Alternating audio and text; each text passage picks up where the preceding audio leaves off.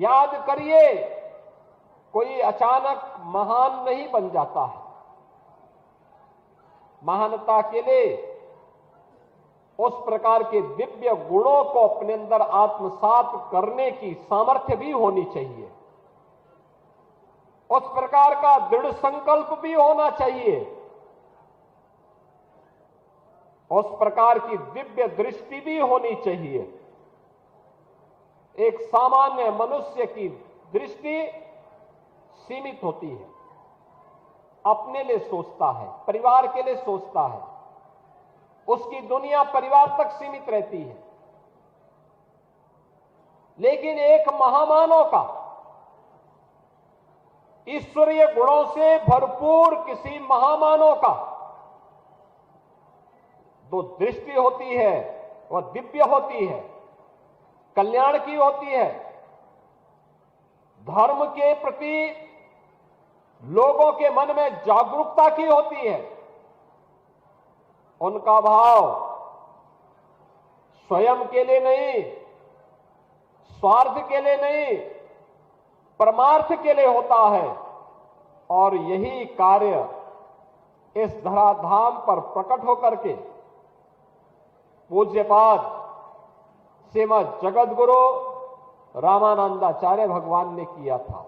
726 वर्ष पूर्व जिस धरा पर जन्म हुए थे वह कालखंड ऐसा था, याद करिए, वह कालखंड ऐसा था जब विदेशी हमले हो रहे थे, आक्रमणकारी सनातन धर्म को रौंदना चाहते थे। उनके लिए विदेशी आक्रांताओं ने साजिश रची थी समाज को तोड़ने के लिए, जाति के नाम पर बांटने के लिए। तमाम वादों के आधार पर सामाजिक ताने बाने को छिन्न भिन्न करने की साजिशें हो रही थी। और याद करिए, उस समय सबसे पहले मत और संप्रदायों को एकजुट करने का आह्वान उस समय उन्होंने कहा था कि सर्वे प्रपत्तेरधिकारिणो मता, यानी सभी जन ईश्वर के चरणों में शरणागति के सदैव अधिकारी हैं। यह किसी ने उद्घोष किया था तो भगवान रामानंदाचार्य जी ने किया था। उन्होंने कहा, यह मत और संप्रदाय के आधार पर मत बंटो। उन्होंने कहा, ईश्वर की शरणागति लेने का अधिकार तो हर मनुष्य को है। और याद करिए, भगवान रामानंदाचार्य जी हैं जिन्होंने एक नहीं 12 शिष्य बनाए, अलग अलग जाति के बनाए। श्री अनंताचार्य जी महाराज,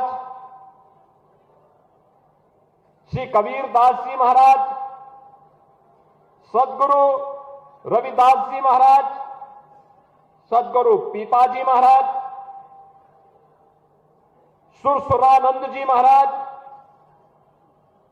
स्वामी सुखानंद जी महाराज, स्वामी नरहरियानंद जी महाराज, स्वामी योगानंद जी महाराज, स्वामी भावानंद जी महाराज, श्री धन्ना जी, श्री सेन जी, श्री गलवानंद जी, ये सभी 12 शिष्य भगवान रामानंदाचार्य जी ने उस समय के समाज को जोड़ने के लिए बनाया।